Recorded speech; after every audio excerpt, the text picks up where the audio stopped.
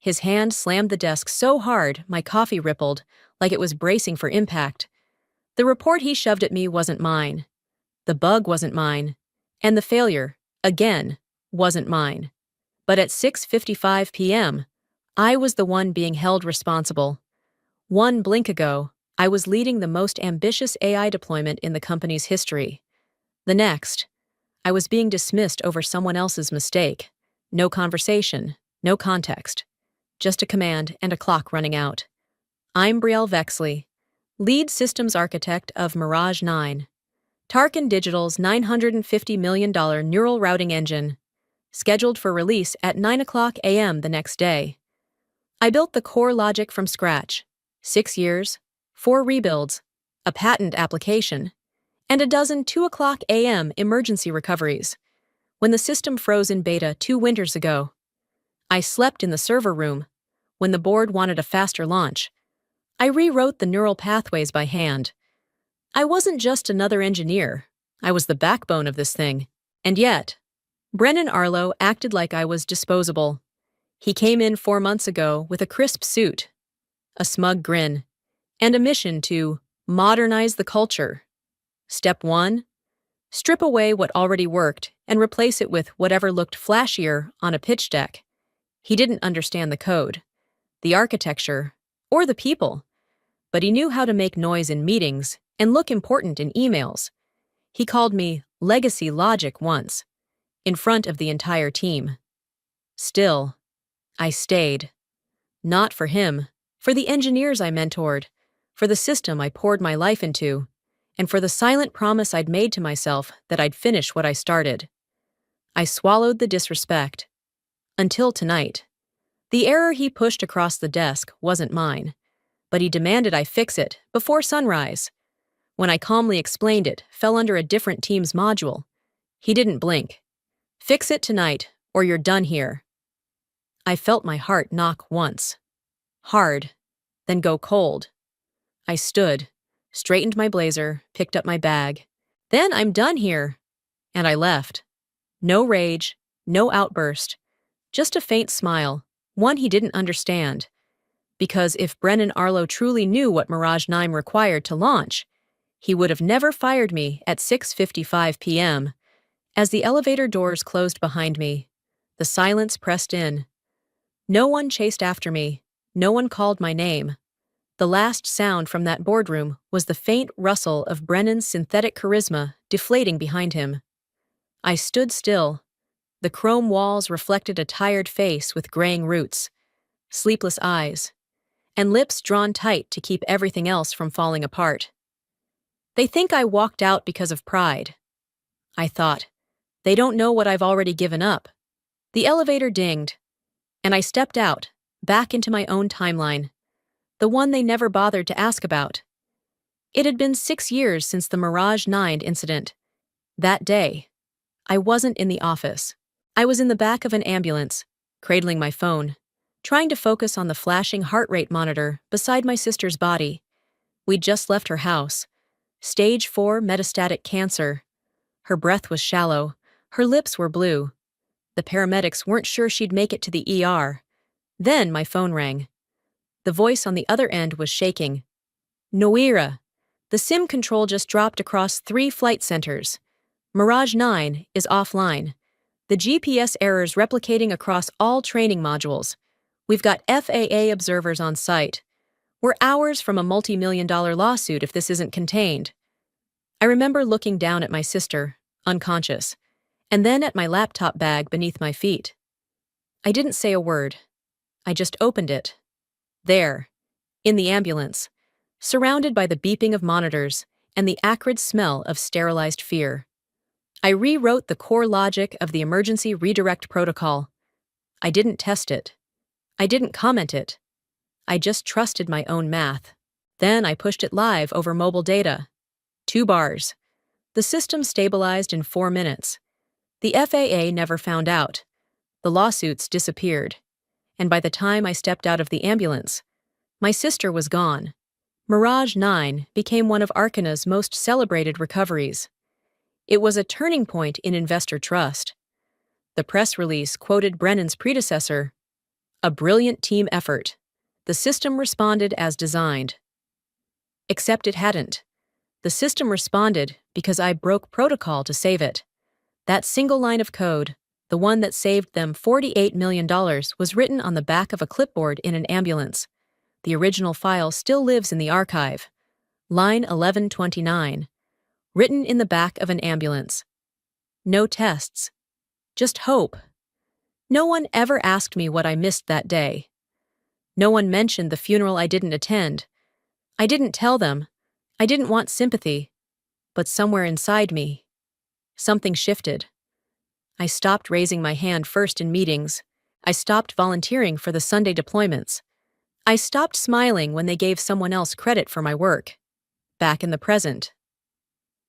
I slid into the driver's seat of my car and stared out at the mostly empty parking lot.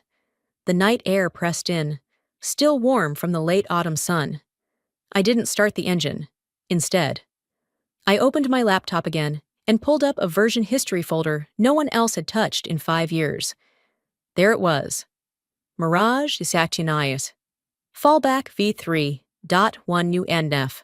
I clicked into the old log file and scrolled down slowly until I found it. That line, that moment, that memory.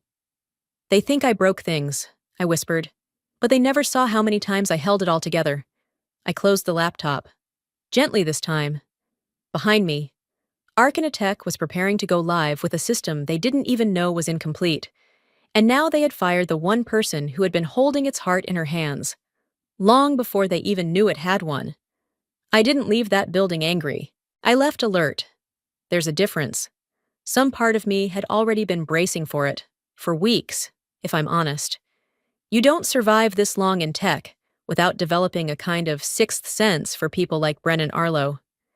They don't start by screaming. They don't start by taking your title.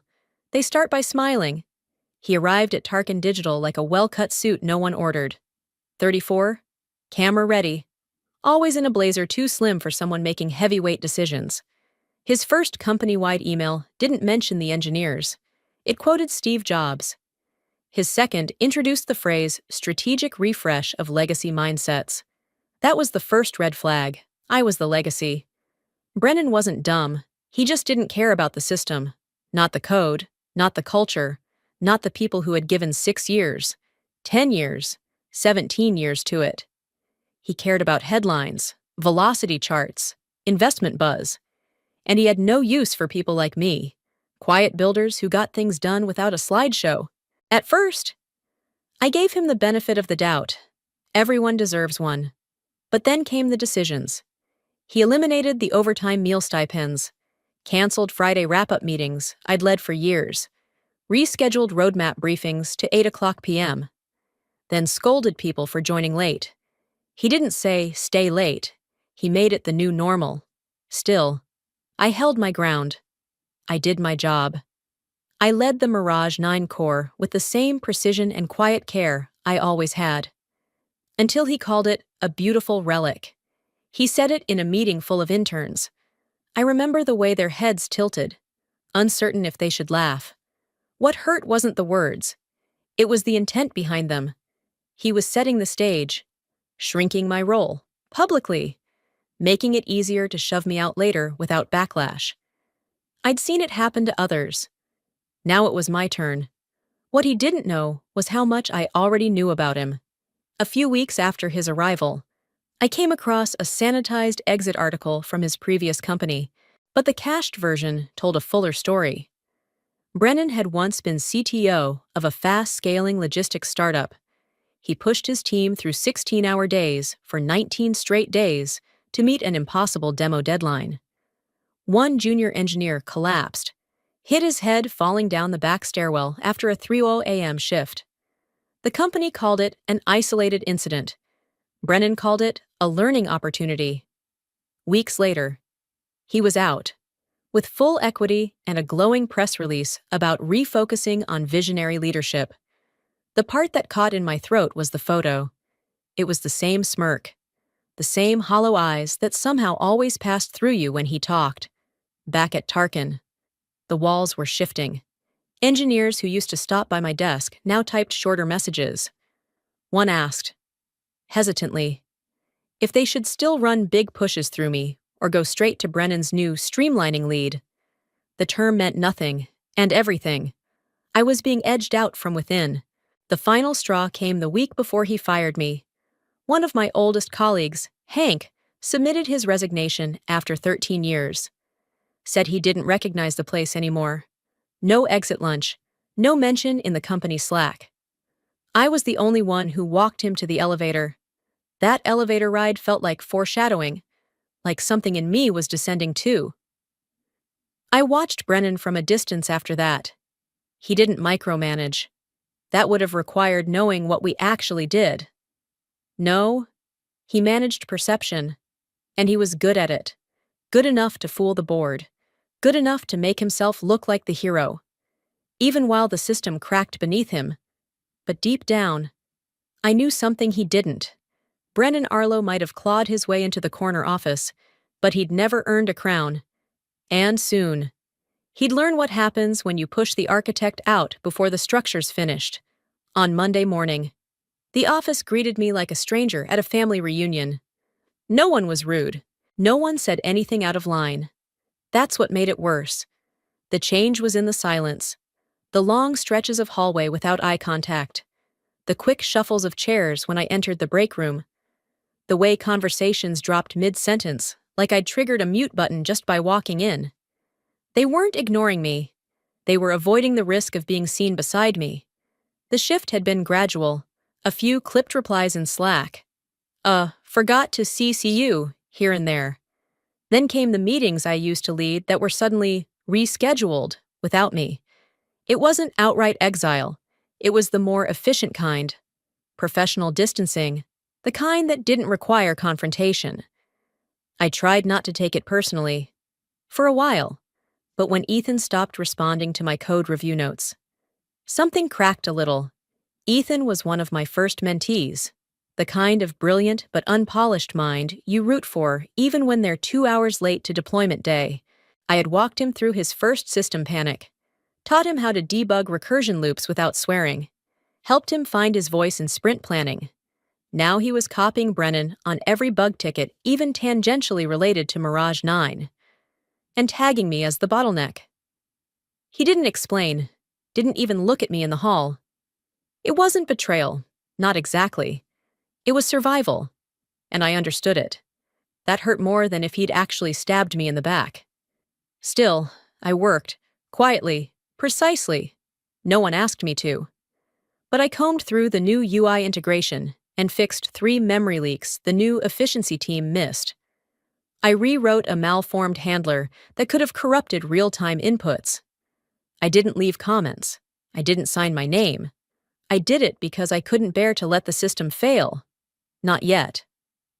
One evening, as I sat at my desk 2 hours after the lights dimmed, I opened the Mirage 9 deployment branch. My cursor blinked on the final line, still empty, a single keystroke, and the launch pipeline would be technically viable. But my hands didn't move. I wasn't ready to let go, but I also wasn't sure anyone deserved me to hold on. When I closed the terminal, I caught sight of my reflection in the blackened monitor. Tired, but not broken. I stood to leave and nearly collided with a junior engineer. Joel, I think. He looked startled, then awkwardly stooped to pick up a paper from the floor. As he straightened, he glanced around once, then leaned a little closer. "We know you're right," he whispered, "but no one dares to say it anymore." And just like that, I was frozen. I didn't reply. I couldn't. He walked off without looking back, and I stood there, feeling a strange pressure behind my ribs, like grief and pride had collided, but couldn't decide which would surface first. They weren't loyal to Brennan. They were afraid. And fear had rewritten the social code faster than any update I'd ever pushed. That night, I sat alone in the stairwell for 20 minutes before going home. Not because I needed air, but because I needed space from the weight of watching a team I helped build erase its own backbone in silence. I never blamed them. I never would. But I had stopped expecting them to stand beside me, And that meant something in me. Something steady and quiet, and once unshakable, had started to pull back too. There's something eerie about watching a system blink, waiting for a command only you can give. That's what Mirage 9 had become. A perfectly tuned, half-breathing machine suspended in pause. Its final gate open, but untriggered. And I was the only one who knew it. The line of code was never written. Not because I forgot, because I chose not to, after weeks of being sidelined, watching my former team bow to the pressure of silence. I had stopped clinging to some fantasy of loyalty. What remained wasn't vengeance, it was precision. A line I refused to let them cross unless they proved they understood its weight. So I started writing something else instead. The Gatekeeper Protocol. Technically, it wasn't new. I'd first drafted it 3 years ago after a junior engineer accidentally deployed untested code directly into production during an overnight integration. The result? A multi-region outage and a month of apology calls. That was when I designed the idea, a final barrier built into the deployment pipeline that could only be unlocked by a digital key tied to the original architect's credentials. I brought it up again in March. During a compliance meeting, Brennan half attended via Zoom. He was eating a salad and scrolling on his phone while I presented a slide titled Final Authorization Layer, Optional Security Redundancy. He didn't ask questions. He didn't object. When the meeting ended, he squinted into the camera, dabbed his mouth with a napkin, and said, Yeah, approved. Just make sure it doesn't slow anything down." I clipped that moment, saved the timestamp. I had his digital signature by 12:42 p.m. that day. He never read it, never followed up, and I never reminded him. I didn't tell anyone I was implementing it, not even the few engineers who still looked me in the eye. I embedded the protocol into the deployment branch slowly, piece by piece, under generic commit messages. I masked it with test coverage and routine updates. It looked like standard cleanup, until it wasn't. The system would function. It would pass every test. But when it reached the final phase, release, it would pause, awaiting a token, a single line, the final line. And unless that line was entered by me, Mirage 9 would go nowhere. I never stored the line in the system. I never wrote it down. The only copy lived in my head and in muscle memory. My fingers had typed it in full exactly once, on a personal, air-gapped machine. When it worked, the pipeline opened like clockwork. I wiped the draft, encrypted the keys, and renamed the folder grocerynotes.txt before burying it in an unindexed drive. Even I couldn't access it without following a multi-step authentication trail, just in case I ever stopped trusting myself. 2. This wasn't about sabotage. I wasn't blowing anything up. I was preserving what I built, protecting it from being used without comprehension. Or worse, without care. I remembered the way Brennan called Mirage a beautiful relic, the way he kept demanding speed, flash, release, never depth, never understanding. He wanted results he didn't respect. He thought code could be rushed like a press release. That trust could be replaced with control. But this system knew me. It didn't respond to titles or quarterly pressure. It responded to the logic that created it, and that logic still answered only to me. The irony was, Brennan had authorized it himself, signed it into existence between bites of kale and cherry tomato.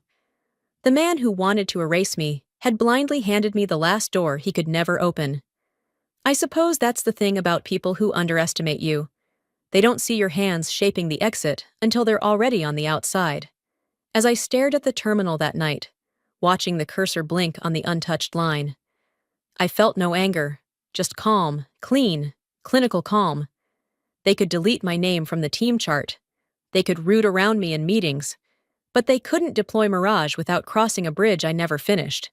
And unless they remembered who built that bridge, they never would. Before shutting my screen, I added one more comment into the silent codebase. Not a warning, not a threat. Just 4 quiet words in a hidden annotation, deep within the core module, awaiting original architect confirmation. It started with a name I didn't recognize in the commit logs, A. Sterling. No introduction, no email, no handoff, just a string of pushed code, right into the Mirage 9 core branch. I stared at the screen for a full minute, rereading the logs. Whoever this person was, they'd bypassed the review process entirely. No validation tests, no approval tags, just edits. In the most sensitive section of the architecture, the same section I'd spent years stabilizing. When I checked the deployment channel, there it was, a sleek little internal memo titled Mirage Optimization Plan, version 2.0. At the top of the doc, lead engineer, Adam Sterling. I wasn't listed. By 3 p.m., a team-wide meeting was dropped on everyone's calendar. I wasn't invited, but I joined anyway. I walked in mid-sentence. Sterling was already presenting.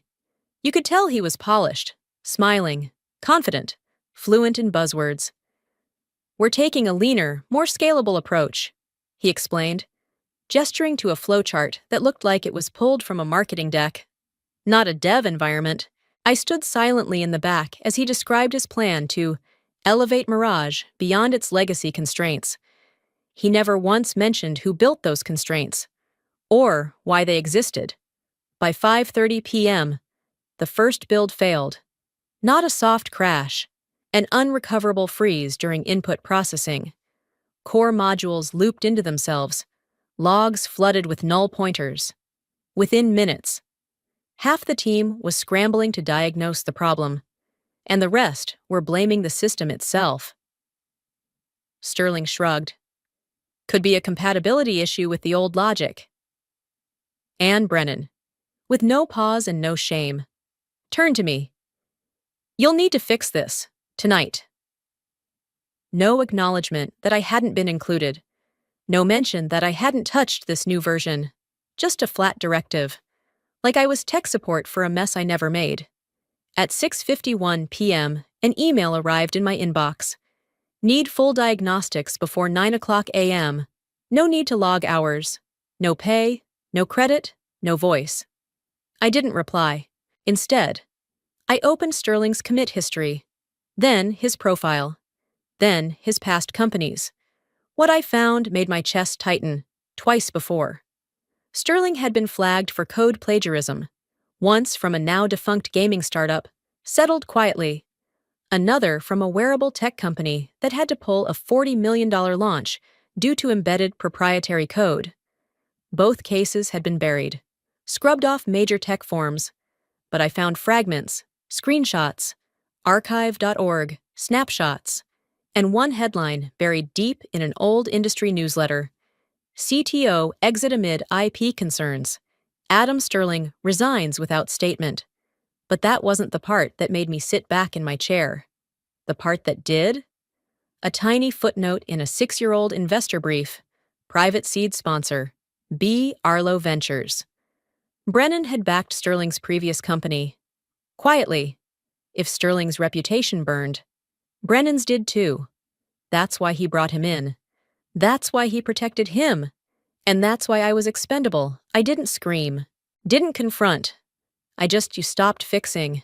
I copied everything, logged the error trails, isolated the breaking points. But I didn't patch them. Not this time. Because for the first time in my career, I realized something chilling. The system wasn't broken. The people in charge of it were. That night, I opened my Gatekeeper protocol draft. My hand hovered over the keyboard, the cursor blinking where the final line should be. I didn't write it, but I didn't look away from it. Either. The email came at 5:42 p.m., marked high priority. Subject line, escalation, client concern. I opened it with the kind of slow dread that's born not from surprise, but from certainty. I already knew what was inside. Log errors, client complaints, vague panic about the demo build, and at the bottom, a single sentence from Brennan, cold and clipped like always. Resolve by morning, No excuses. Lupin Brielle. No greeting, no context, no accountability. By 6:20 p.m., I was called upstairs. I didn't knock. Brennan's door was already open, like a trap waiting to spring. He didn't look up from his laptop as I stepped in. "Close the door," he said. I didn't. "You've seen the logs. You know the client's pissed. Sterling's code should have been reviewed, and you let it through." I didn't reply. Because I hadn't let it through. I hadn't been invited to review it. But that didn't matter now, did it? You're still the listed architect, which means you're accountable. So here's the deal. Fix it tonight, or you're done here. He said it like he was offering me a drink, not an ultimatum. I waited for something else. Clarification. A nod to the truth. Maybe even a flicker of remorse. But there was nothing. Only the blank confidence of someone who had decided the easiest way to win was to rewrite the record. The silence stretched between us, dense and hot. And then, inside me, something shifted, not broke, shifted. I'd spent 6 years pouring everything into a system this company didn't deserve. I stayed up through server failures, smoothed out bugs between airport gates, canceled holidays to make sure our roadmap didn't slip. And for what? So I could be the fallback girl? The last one holding the bag when the Golden Boys failed? No. I stood, smoothed my blazer. Then I'm done here. Just like that. No apology, no justification, no anger, only truth. I walked out without another word. Behind me, the digital wall clock flipped, 6:55 p.m. I didn't look back. I didn't need to. I knew what I was leaving behind, because I was the one who built it. But I didn't head straight for the elevator. I made a quiet left down the hall, toward the old break room on the 3rd floor. It smelled faintly of burned coffee and cardboard now, abandoned since Brennan cut the late-night food program. Still, the room had one last use for me. I knelt beside the dusty cabinet in the corner and reached behind the stack of unopened cups. There, taped to the underside of the lowest shelf, was a flat silver anti-static pouch, unmarked, untouched, forgotten. But not by me. Inside, my personal drive. Not a clone of Mirage 9, not stolen IP, the original architecture. Clean logic, pre-Sterling, pre-bureaucracy, pre-compromise. The structure I'd mapped when Mirage was still just a concept, the one that actually worked. I slipped it into my bag like a bookmark. Nothing dramatic, no alarms, no breach.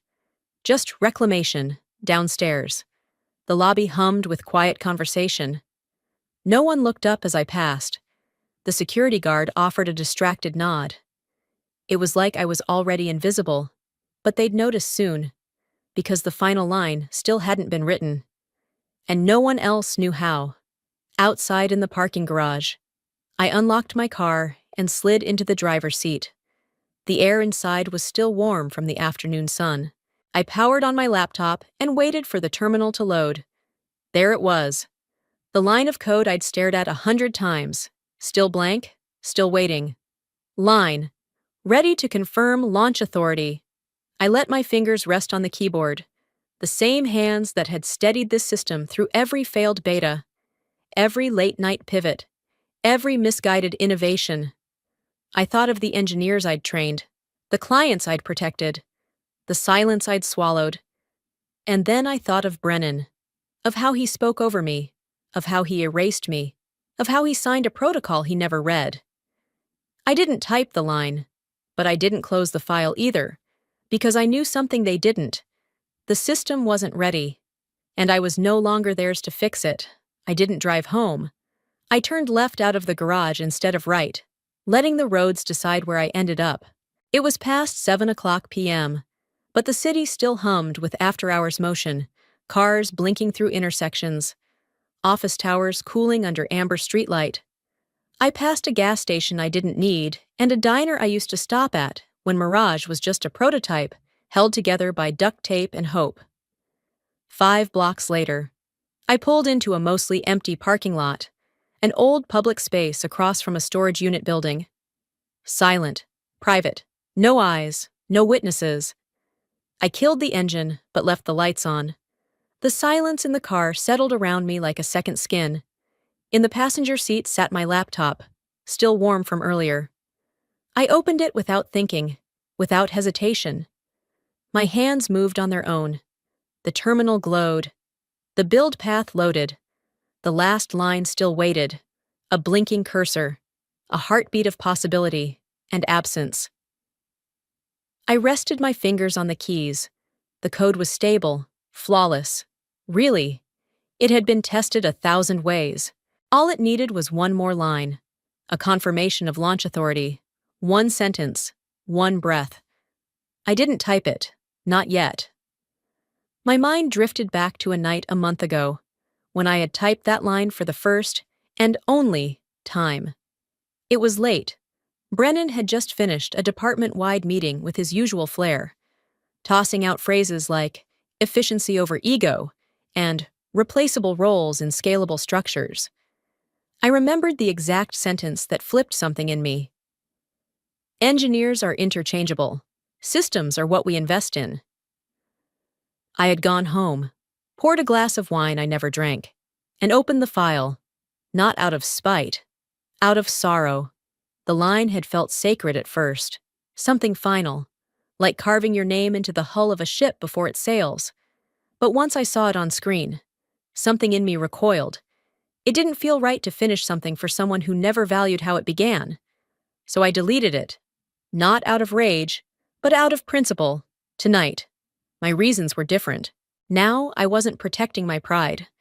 I was protecting my creation.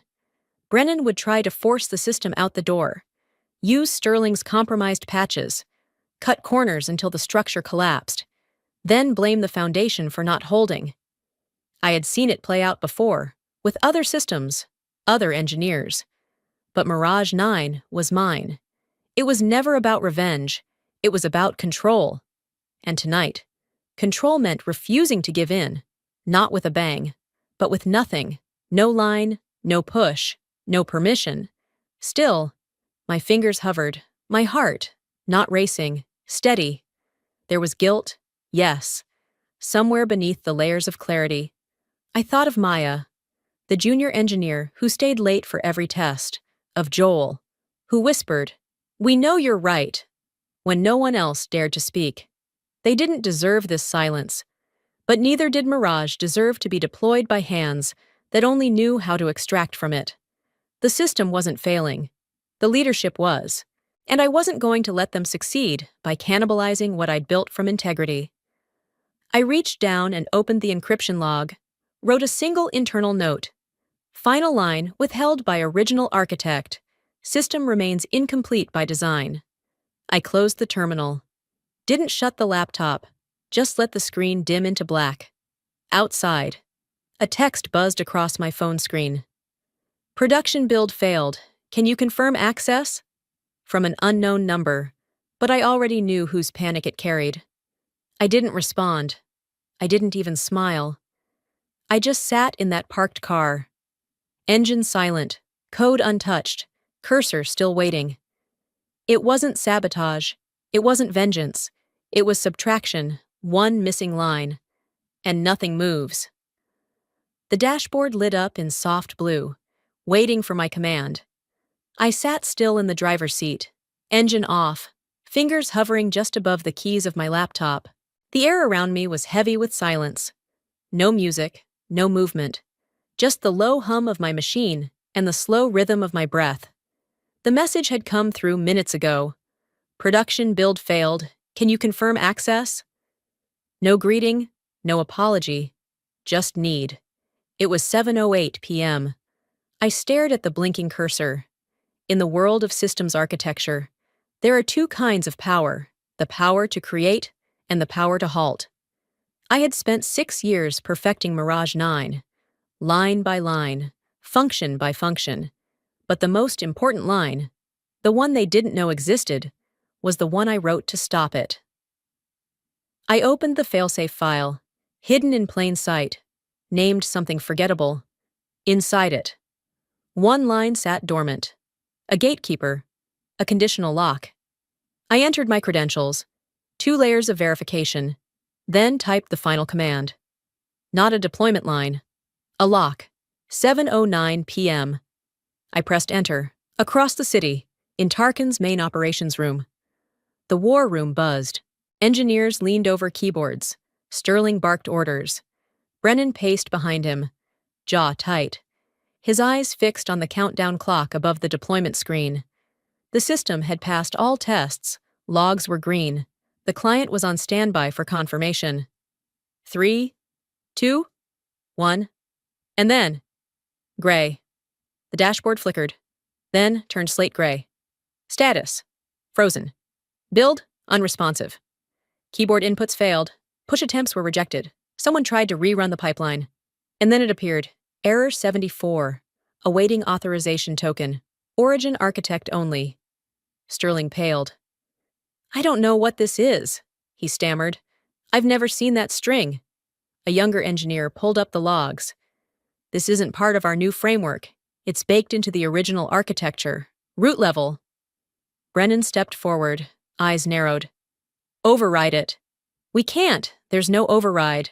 It's locked from origin. A pause. Then his voice, sharper now. Get her on the phone. But no one had my number. Slack? Disabled. Email? Deactivated. Internal tools? Revoked. She was gone, and they'd made sure of that. Back in my car. I watched the terminal reflect the result. Lock confirmed. All deployments disabled. I didn't smile. I didn't gloat. There was no need. Because this wasn't revenge. It was design. A system built by someone who understood that not all threats come from outside. That sometimes, what needs protecting isn't just the data, but the integrity beneath it. I thought of all the nights I'd stayed late without being asked. Of all the people who had stood beside me when this system was still just an idea on a whiteboard. Most of them were gone now, replaced, restructured, silenced. But I was still here. And so was the architecture they couldn't rewrite. The power wasn't in destruction, it was in refusal. A quiet, calculated no. They wanted a launch. I gave them a pause. They wanted obedience. I gave them absence. I closed the terminal. The screen dimmed to black. My reflection stared back from the glossy surface, faint and calm. I didn't feel victorious, just steady. My phone buzzed again. Unknown number. I let it ring. And as the sound faded into the night, I opened my leather notebook and wrote one line beneath the others. 7:09 p.m. They lost access. I reclaimed authorship. The lights on the launch floor flickered twice, then dimmed to a steady. It was 7:30 when the silence hit harder than any explosion could have. At first, the team thought it was a minor network delay. But when every screen froze, every progress bar stopped halfway, and the countdown timer disappeared entirely from the central dashboard. A collective stillness swept the room. Brennan didn't blink at first. He stood at the center of the glass-encased control room, arms folded, pretending this was still within the boundaries of normal. But one glance at the lead systems engineer, whose face had drained white, told him otherwise. What's going on? Brennan asked. Voice clipped. No one answered. A soft chime rang out from the console in the back. A red error banner slid across the main dashboard. Awaiting authorization token. Origin architect only. Who the hell is the origin architect? Brennan barked. Silence again.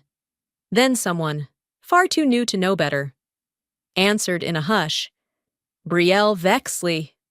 Brennan's face twisted, like hearing a ghost had coded the locks around his empire.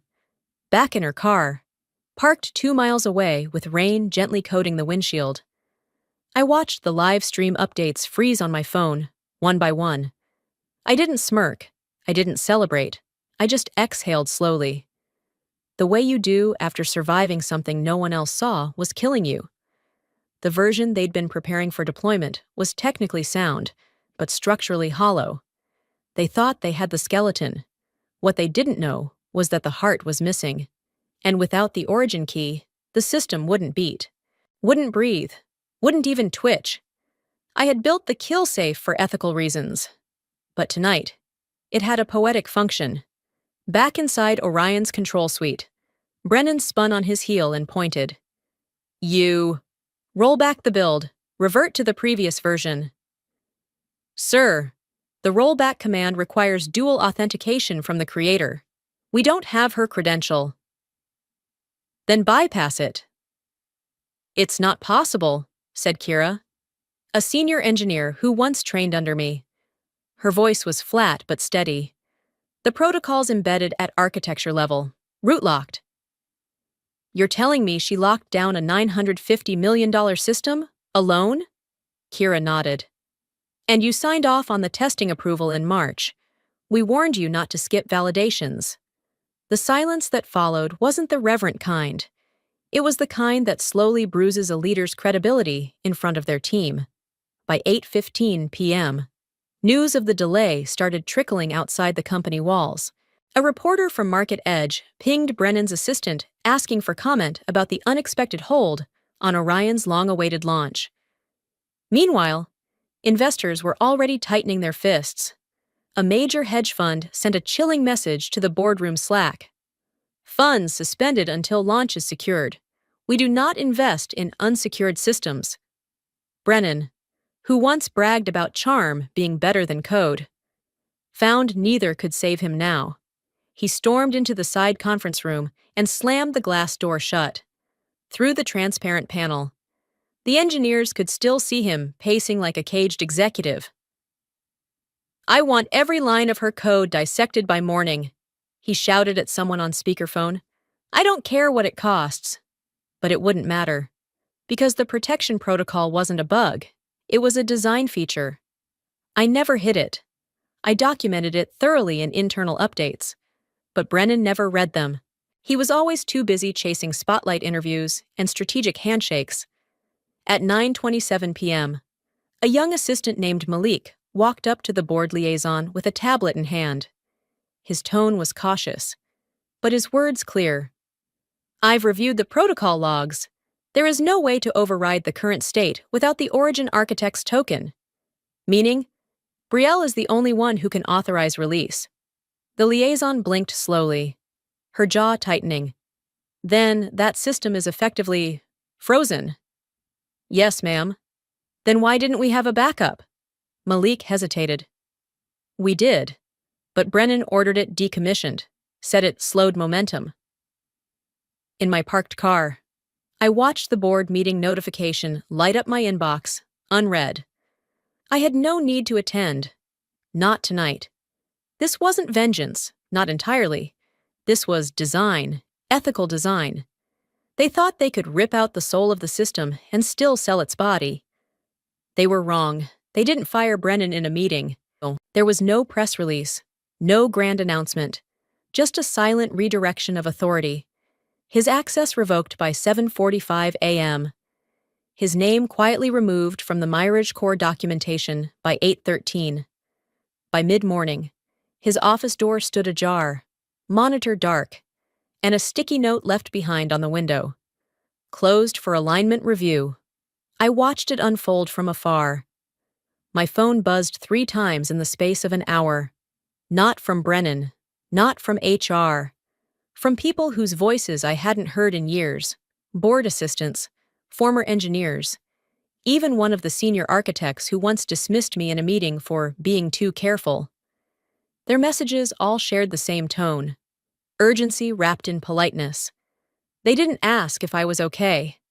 They asked if I was available. I wasn't in a rush to reply. After everything, I needed space, not for revenge, but to exhale. To remember who I was before the long nights, before Mirage became a battlefield of ethics and ego.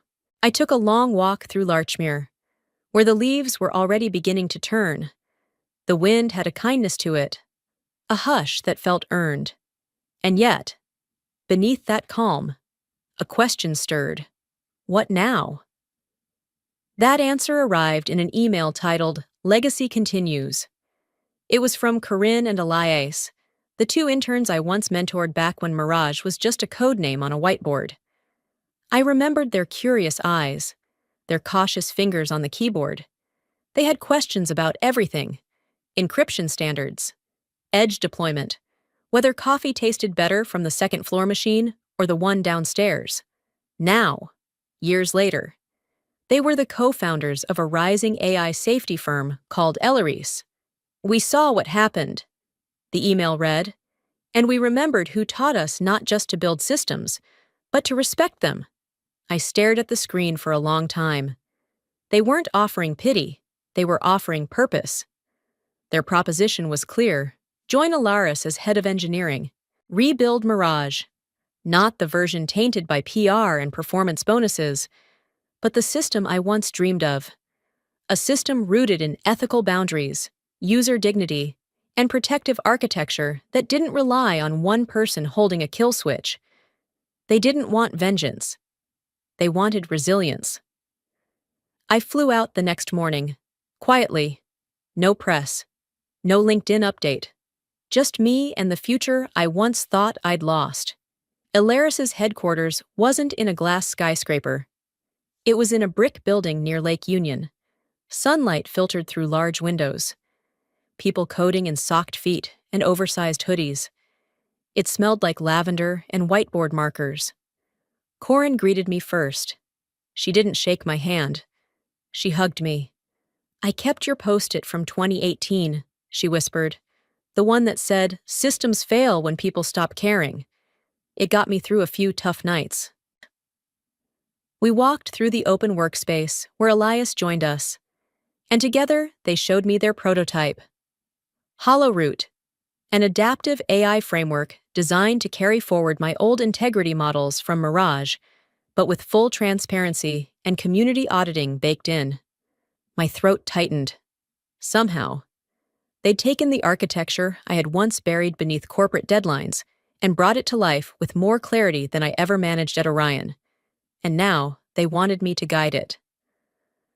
I sat in their small glass-walled conference room and opened my laptop. For the first time in weeks, I didn't feel hunted. I didn't feel like I was tiptoeing past power games or decoding sabotage. I felt useful. I felt free. The first line I wrote wasn't code, it was a comment. Begin again. But with conscience. I glanced up at Corinne and Elias. "Let's build a version that can't be abused," I said softly. "Let's give the power back to the people who actually use it." They nodded. And so, in a quiet room with no applause, no revenge speech, no headlines, I began again. Not as a martyr of a broken system, but as the architect of something better. Sometimes, justice doesn't need an audience. Sometimes, it just needs the right door to open and the right people waiting on the other side. The new office didn't smell like power. It smelled like eucalyptus oil and black coffee. No glass partitions, no nameplates etched in gold. Just open air, natural light, and whiteboards still half covered in red marker loops from the night before. I sat at a desk not labeled Chief Architect, but Team 3, and for the first time in months. I didn't mind. Titles weren't currency here. Contribution was. I tapped the keyboard slowly. Mirage. No, not the old Mirage. This was something else. Same name. New soul. The old code had been an armory. Locked. Layered. Untrusting. This time, I was building a home. A system that wouldn't just function, but adapt. One that didn't punish its users for not knowing the rules. One that didn't depend on fear. Behind me, someone approached quietly. I didn't turn. I recognized the rhythm of her steps. Corinne, the junior dev who used to triple-check every line of mine before daring to push her own. Now, she was a co-founder here. And I, somehow, was the guest in her vision. There was poetry in that, in a cycle rewriting itself. She leaned against the desk. "Are you going to write the final line this time?" Her voice was gentle. She wasn't just asking about code. I stopped typing. Let my fingers hover. In the weeks since leaving Orion, that question had hovered over me like fog. At 7:09 p.m. that night, I hadn't added a weapon. I'd restored balance. But what haunted me wasn't what I had done, it was what I hadn't. I looked up from the monitor and out through the window, beyond the parking lot. The city's skyline shimmered in late sunlight. How many systems had we built out of survival? How many layers of protection did we weave? Not to advance humanity, but to brace against it. I didn't write it, I said softly, because they never earned it. Corin nodded, not a flicker of judgment in her eyes. Just the quiet understanding of someone who'd lived it too. She sat beside me as I reopened the module. The space was still there, a blank line at the end of the execution sequence, the same place I had paused months ago. This time, it didn't feel like a cliff, it felt like a choice. I began typing, not a kill switch, not an encryption lock, but a collaborative key structure. It wouldn't block deployment if someone else tried to override it. Instead, it would notify everyone involved. Transparency, accountability, grace, trust. Written in code. You could have destroyed everything, Corin said after a moment. I almost did. Why didn't you? Because destruction is easy, I said. Designing something better? That's the hard part. I paused, then smiled. Not the brittle, polite kind I'd worn for years, a real one. I want to build something where no one ever has to write a line like that again. We pushed the commit together. On the screen, the message popped up. Commit successful. Branch. People first. A moment of silence passed between us. Then the others gathered. No applause, just nods. Presence. A circle around the boardroom glass wall, where someone had scrawled a single phrase in bold ink. Ethics is the root function. Everything else is a derivative. That night, we didn't celebrate like victors. We planned like architects. Systems can change. So can leadership. So can legacy. All it takes is one unwritten line, and the courage to rewrite everything that came before it. Some systems are built to protect power. Others are built to protect people. If this story made you think differently about justice, loyalty, or leadership, let us know in the comments. Share this with someone who's ever felt replaced, overlooked, or silenced, because their story isn't over either. And if you believe more people deserve to hear stories like this, don't forget to like, subscribe, and hit the bell. Let's rebuild the system, one story at a time.